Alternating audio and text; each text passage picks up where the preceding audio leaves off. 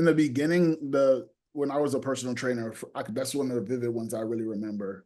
I was struggling with trying to figure out how to sell the services of personal training, right? So I was like, hey, how do I go and figure this thing out? I'm here every day, and I'm not getting any clients, and I'm seeing all my peers get clients. So I'm realizing that there's something missing with me. And so I said, okay, I got to get some knowledge. But the problem with the knowledge is you got to pay for it.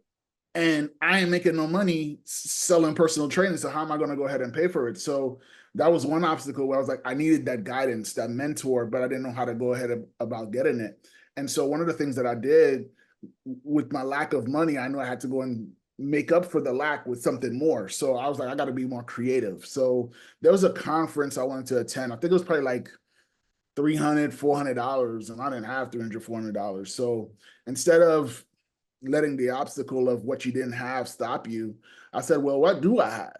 And so I said, okay, let me go to the conference head. And I told him, like, listen, man, I don't have the money, but you probably need somebody to like hand out flyers, get some speakers, some water, run the errands, get something out your car. Like, I'll be that for the conference, right? And he was like, you would do that? I'm like, yeah, like I don't have, like my wallet's empty, but I have feet that work, right? And hands that are available. And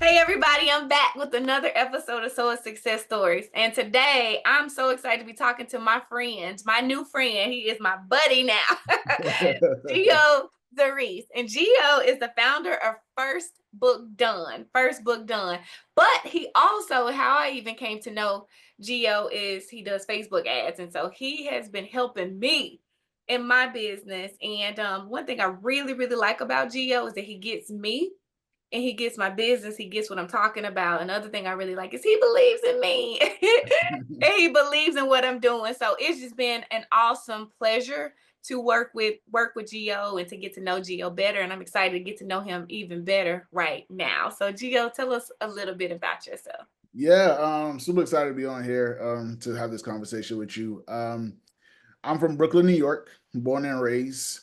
Went to college at St. John's University. Originally started off majoring in accounting.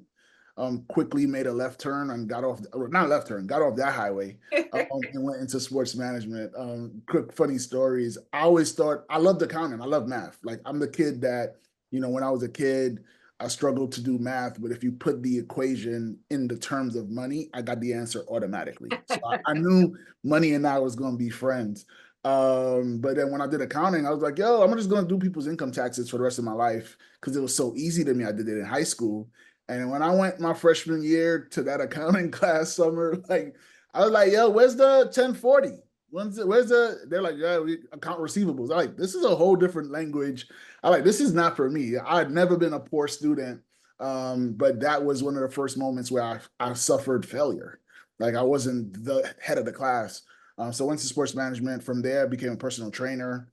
From there, got into marketing.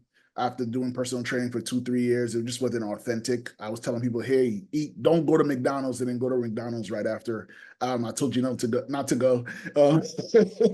So I was like, I'm being a little hypocrite. I need to go and do something else. And I found marketing, and I loved marketing. I loved messaging. I loved helping people see a different reality. And so that's what led me to like create my company, 2020 Living, because I just felt like if people saw the world clearly, they would be able to act accordingly. And if they're not acting correctly, it's just because the vision that they have is a little distorted. So that was the genesis or the big picture of the company. And then First Book Done came from just helping people understand how they could be seen. The same way you said earlier, hey, Geo believes in me. I think I definitely believe in a lot of people, yourself, who have something to say. I just think that the market sometimes doesn't give us the respect we deserve if we're not packaged correctly. And so First Book Done was just an opportunity to help people package their story, package their expertise and experiences in a way that people could see them so that they give them the platform and opportunities to go ahead and create the impact that they wanted to create in the world. I think that's awesome. I'm like, the reason why I cringed when you said accounting, because it made me think about two things. One, I used to love accounting myself when I was in high school. and in college. I made A's in honors accounting. I took honors accounting. But then I'm like, but I'm such a marketing mind. And then when you, same thing, I was like, accounting, I never would have thought you would ever consider it because you're very, very good and natural at marketing. Okay, finish the intro because you got such a cute little boy Oh yes, I and a forgot cute about wife. that. You're right. That was the professional side, but personally, we're about to celebrate 10 years of marriage. Me and my wife Marcia, and then we were blessed with our son Micah, who's now 2, going to be 3 in June. But super excited. I think it's the greatest title, the greatest joy I've ever had. I call him my best friend, my little guy. There's there's nothing like we shouldn't even have brought him up because now I don't even want to talk about nothing else. But but my little guy is honestly, I need to write a book on that. He's literally saved my life by just the value he's allowed me to feel in being his dad. I love it. I love it. I know all about that parent thing. You just wait till you're a grandparent. It's a whole other level. So don't get me started because then I won't talk about anything else. Okay, Gio. So in this program, I have what I call the SOA success system. Yeah. It is truly my belief that anyone, if they can learn how to overcome obstacles, eliminate excuses, and calculate choices, they can have SOA success. And that is success no matter what happens in life. Mm, And Gio, I know you are a SOA success man just from some of the things that we've talked about. yeah. Let's get into your journey a little bit. Talk about some of the obstacles that you've had to overcome to get to where you are today, and talk a little bit about how you've overcome them. No, this is good. Obstacles. Where do I start? I think in the beginning, the when I was a personal trainer, that's one of the vivid ones I really remember. I was struggling with trying to figure out how to sell the services of personal training, right? So I was like, hey, how do I go and figure this thing out? I'm on here, I'm here every day, and I'm not getting any clients, and I'm seeing all my peers get clients. So I'm realizing that there's something missing with me. And so I said, okay, I got to get some knowledge. But the problem with the knowledge is you got to pay for it. And I ain't making no money selling personal training. So how am I going to go ahead and pay for it? So that was one obstacle where I was like, I needed that guidance, that mentor, but I didn't know how to go ahead about getting it. And so one of the things that I did with my lack of money, I knew I had to go and make up for the lack with something more. So I was like, I got to be more creative. So there was a conference I wanted to attend. I think it was probably like $300, $400, and I didn't have $300, $400. So instead of letting the obstacle of what you didn't have stop you, I said, well, what do I have? And so I said, okay, let me go to the conference head. And I told him, like, listen, man, I don't have the money, but you probably need somebody to like hand out flyers, get some speakers, some water, run errands, get something out your car. Like, I'll be that for the conference, right? And he was like, you would do that? I'm like, yeah, like I don't have like my wallet's empty, but I have feet that work, right, and hands that are available. And I think when I came up with that situation, I surprised myself because it worked, right? Like I was able to go and attend the conference, and I was able to meet like different people that elevated my career that I think a lot of people probably wouldn't have overcame that obstacle because they let pride be the thing that they lead with versus humility. And so that opened the door for me where I was able to work for a millionaire, 2 millionaires, from just that creative of like, yo, let me just be available and access some stuff. Another obstacle that hit me is just like running a business and not going to business school. Like, right? Like, I don't got no business plan. MBA, like the best thing I have about an MBA is I bought a book called My Personal MBA, and my wife bought a book about entrepreneurship, which I'll just be open and honest. I read one page in that book, but that one page did change the game for me about the fact that entrepreneurship is such a lonely road. And so when I went about doing that and trying to figure out the obstacles that came from just learning the stuff that I didn't know, just again, back to the same muscle, humility. I don't know nothing. And I think so many times when we say I don't know something, we think that's a limiting thing, but that's like an opening thing. That's the thing that allows you to be able to grow. And so with every obstacle, Summer, I've noticed that it's been invitations for me to be better. And so I don't even look at obstacles like overcoming obstacles is really invitation to the better version of Geo. I like So it. I don't look at it as a negative. I'm like what problem do I have? Is just an introduction to success. I love that. I love it. Look, and you made me think about Les Brown when you just had, because he just a speaker at the National Speakers Association, and Oh I yeah, went to the yeah, breakout session too. yeah, Because like, you gotta stay hungry. yeah. And I was like, that's what I hear. And what you said is like, I'm hungry. And so I'll figure it out. If you're hungry, then you got to eat. You can do what it takes to eat. Um, Correct.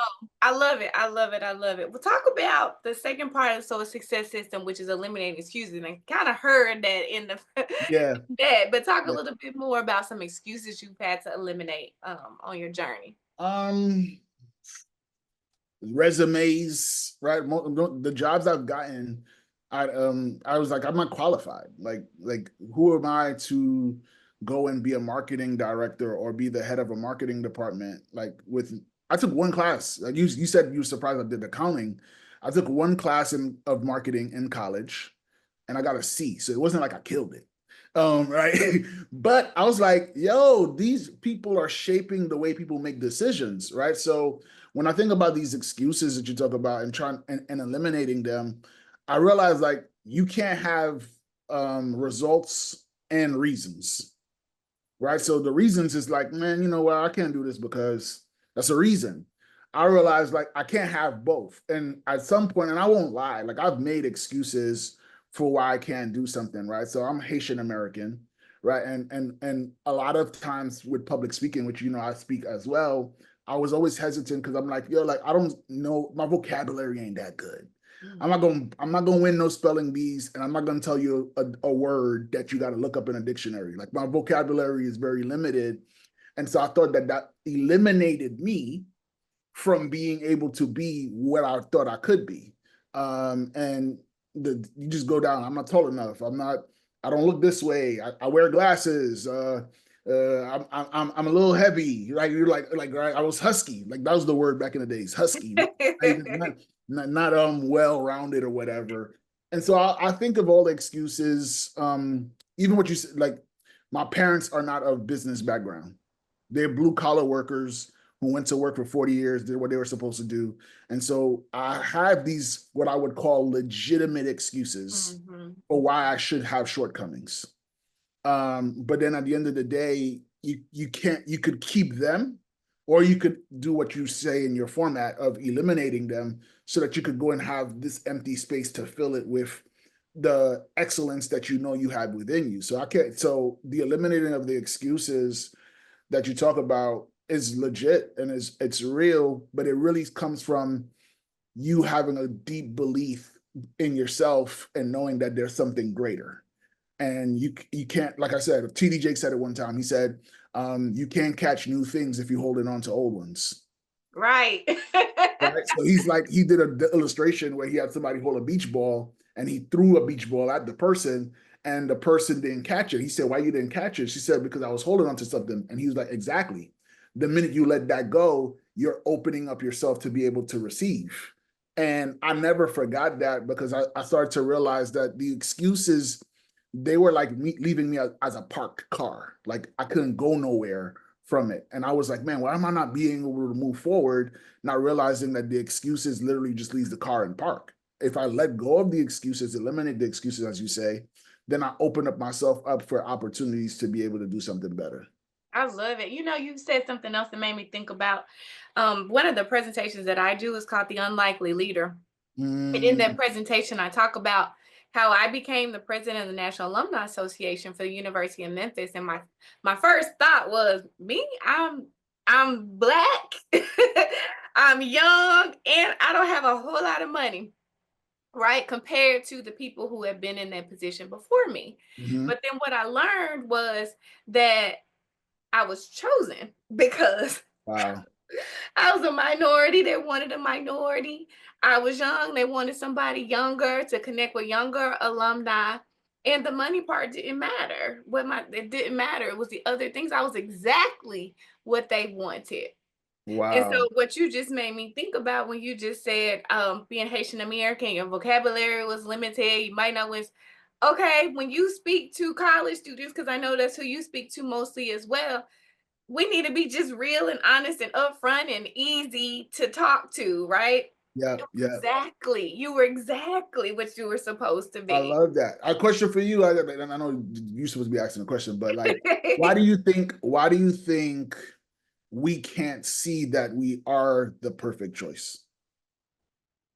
That's a good question. That's a good question. I don't know. I think that maybe initially you can, but as wisdom and understanding and experiences help you to see that. Like I said, I went through that.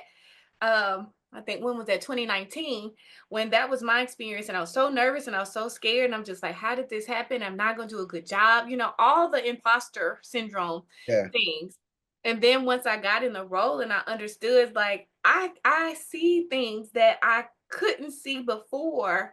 I see opportunities, and then I could clearly say, okay, I know why I'm in this position. And that made me do, I think, a pretty good job in that position and make some change and some impact. So I think, if you can't see it, it's just get in there and do it and trust and believe that if in your heart, you feel like this is what I'm supposed to be doing, you felt like you were supposed to be speaking, yeah, even if you don't feel like you're good enough, number one, probably you are good enough. But two, we can always get better. right. You can always get better. So same thing with me being the president. I'm like, I don't know what I'm doing to be a Yeah, president of Alumni Association. So I met with all the previous presidents that I could, smart. Smart. and so it's like just constantly get better. And they also helped to reassure me that, oh no, it was time for something different. It was time for Yeah, a change, and you are different. And so instead of me being different, being the thing that was bad to me, it was like, oh no, no, no, that's why you're exactly where you're supposed to be. You just like you doing it. got it. No, that's So dope. That's dope. yep, yep, yep. Okay, the third part. The third part of the SOA success system is calculating choices. Talk about some calculated choices. And I'm thinking about some that we've even talked about, like Yeah, professionally and career. You talk about entrepreneurship, being lonely and all of that. So talk about some of the calculated I, choices you've I made. think one of the biggest ones, and I think this is for everyone who's listening to it, that I think that it'll hit a nerve. One of the calculated choices I made early on was buying my friends. Like I bought friends. Like Talk there would be like about that. Talk about it. yeah. So I think like there are people who will see a relationship and say, man, y'all known each other for 10 years, but they don't know what sparked the relationship, right? And so a lot of times what I will do is I will invest in somebody's ideology, their coaching program, their system or whatever, just to get proximity, right? It's like it's a difference between like, yo, you want to go to a concert and you want to be able to possibly shake the person's hand, get the seat in the front row. If you get the seat in the front row, there's a possibility that they're gonna go and give the handshakes to that person and the person in the nosebleeds or the person who's down in the arena.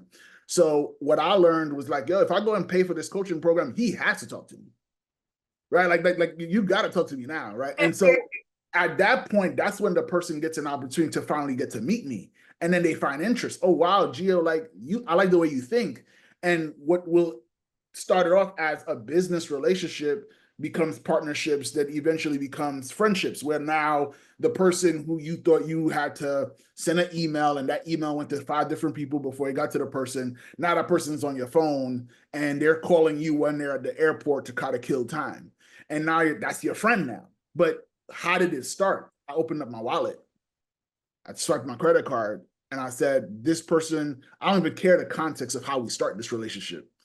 I just know that I need it. And so when you say calculated choices, I'm always trying to figure out, how do I buy someone's experience? How do I buy someone's system? So like I will, if someone says, hey, here's a system and a template, oh, I'm just, you got me. Like my wallet's open because I understand the value of not having to create from scratch and buy that. And then also because I bought it, you naturally feel some kind of responsibility to see me successful. So I take the advantage of that human psychology and invest and do that so that I can make sure that I'm playing chess, not checkers, and make sure that I surround myself with these people who have my best interest at heart. And I know sometimes we always want the person who saw you on the side of the road and said, man, I saw something in you, you know what, and pour into you. But I think sometimes the calculated choice is to pour into yourself. And I did that by spending my money. Like I would, before someone would tell me, yo, it's $1,000 Geo to talk to me. And I'm like, I ain't got 1,000. I'm like, yo, $1,000 an hour, divided by 60 minutes, divided by 10 minutes, divided by 6. All right, 1,000 divided by 6 is about this number. And I'd be like, yo, how much? Let me buy 5 minutes. Let me buy 5 minutes, right? And they be and yeah, 5 minutes. Let me give you $125 for 5 minutes. And before you know it, what happens is the person says, yo, you must really believe in me helping you, but more importantly in yourself, that you think you could do something with 5 minutes of my time. And I think that's the part that we need to understand when we talk about calculated choices is what is the actual choice saying about your belief? What is it saying about your vision? And if you can't do that math, then you shouldn't expect for the other stuff to add up. You know, when you say that, because I agree completely, but my mindset shifted to that because I'll tell people all the time I bought so many cars in people. I bought a couple houses in people. Yeah. But my mindset of that type of investment, I don't think I really got that until I became an entrepreneur. Mm. You know, to be honest. So even when I was in corporate, I believed in investing in myself. I have my degrees. I have a BBA, I have an MBA. I went to conferences. I did personal development to an extent, but it wasn't until I became an entrepreneur that it really made sense where I could say, "Oh, a person wants me to pay them $1,000 for what they know." That I understood. It's like, start to do the calculations. $1,000 for what you know is gonna save me how much time? And my time Right. is worth how much money? Okay, here's the 1,000. You sure you don't want 5? Got Because then it. it makes sense. And Yeah, yeah, that yeah. really didn't click for me. And I think that and I'm grateful that it has. And honestly, now that I do coaching as well and have my programs and it's, very similar to you in that how do I'm always thinking how do we translate that to the person who is working a 9 to 5 job who's not an entrepreneur because it's still important. And I wish that was even something I had gotten understood before I became an entrepreneur. Yeah, But I think it's it's a hard powerful. thing though. It's a hard thing to do. It's when you say the entrepreneur, I was going to ask you like what shift, but the difference is when we're working for somebody, we don't even count that as our time. And because we don't count it as our time, you're not trying to save it. It's going to be 40 hours regardless. But when it's your time, you're like, dang, those 40 hours feel a little bit different. As you know, you're spending way more time, you're more calculated with it, right? It's the difference between spending somebody else's money versus spending yours. When you Yep. spend somebody else's money, you just start spending willy-nilly, kind of like credit card debt. But when you start spending that debit, you start counting a little bit different when you start spending the debit account. Yeah. That's actual money that you own, not leveraging debt or credit or whatever. So I think the reality is we have to get people to understand that you are giving your time, whether you have a 9 to 5 or not, you're giving your time, but you need to understand the value of that time. Yep, yep. I think that's powerful. Think that's powerful. Okay, Gio, you have shared a lot in a little bit of time. I know it's a whole lot more in you too, but you've demonstrated you know how to overcome obstacles, you know how to limit excuses and calculate choices Mm-hmm. to be a success man. But what is your personal definition of success? Shucks, it's not personal. That's such a loaded question. I think my personal definition of success is me understanding what it is that I wanted to do and making the attempt to go and do it.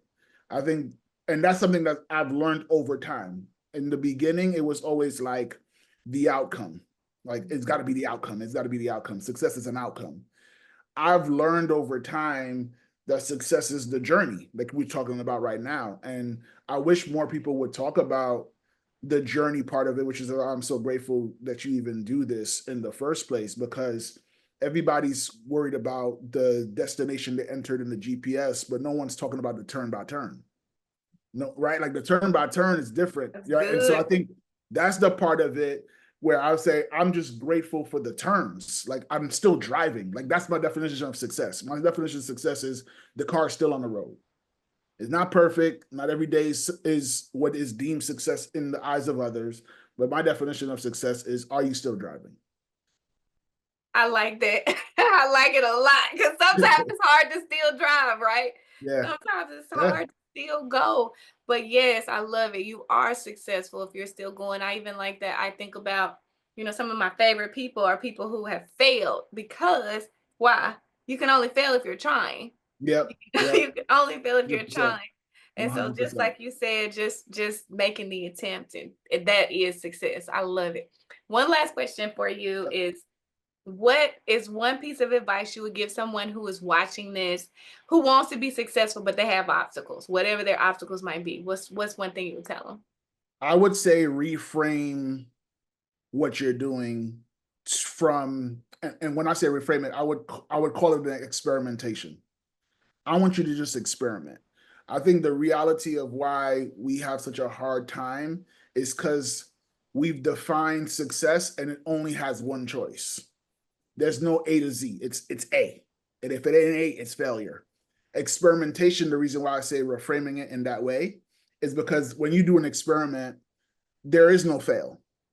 The only thing so think about it. If you do an experiment, I'm gonna take you back to science class. I'm there already. Yeah, right. I'm taking back to science class. So I go in an experiment and I start off and I get to go and make a hypothesis, which is not a certainty. It's what's your educated guess. And educated just means whatever you think is your best guess based on the information that you have access to. So you make this hypothesis, and if you at the end you either are proven right that your guess was correct, and it's never called a failure. Like when you do an experiment and the answer is different than what you predicted, it's called discovery. And I think what happens is a lot of us leave the journey before it ever can materialize. Like before you even saw the finish line, you quit the race.